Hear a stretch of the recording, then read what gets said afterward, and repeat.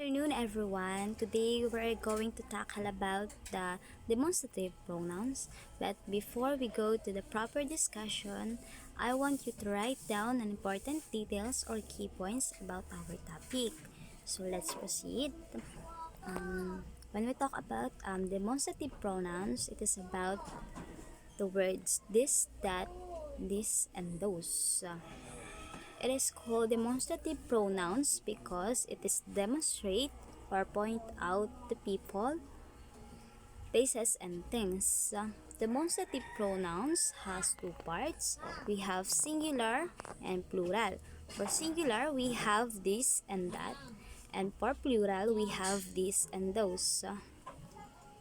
So let us know the proper using of this, that, this, and those in a sentence, and then their differences as well. So for this, when we talk about this, it is referring to singular nouns that are near from people. For that, it is referring to singular nouns also that are far from people. And for the third one, it is referring to plural nouns, which is more than one things that are near from people. And for those, it is referring to for plural nouns that are far from people. So I have here examples.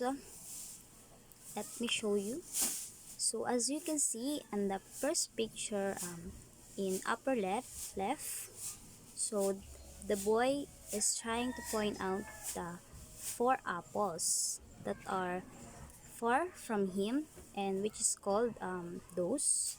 The second boy is trying to point out the one apple only that are far from him also. And for the third peak, he's trying to point out the one apple only that are near from him. And the fourth peak, he's trying to point out the four apples that are near from him which is called this. So I have here one more example. So for the first peak, these are the books. Trying to point out the books that are near from him. For the second peak, those are pencils. Trying to point out the pencil that are far from him. In the third peak, this is a pencil.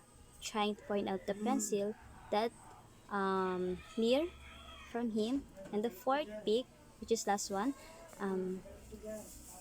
that is a book. Trying to point out the book that far from him. So always remember that when we're trying to point out the things that are near from people, we have to use this and this. And for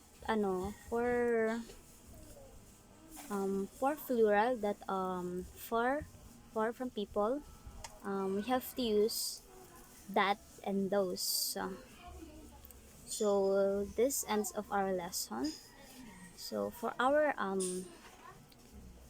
activity, I write your own understanding for our timing that we have been discussed earlier, and provide one example for each.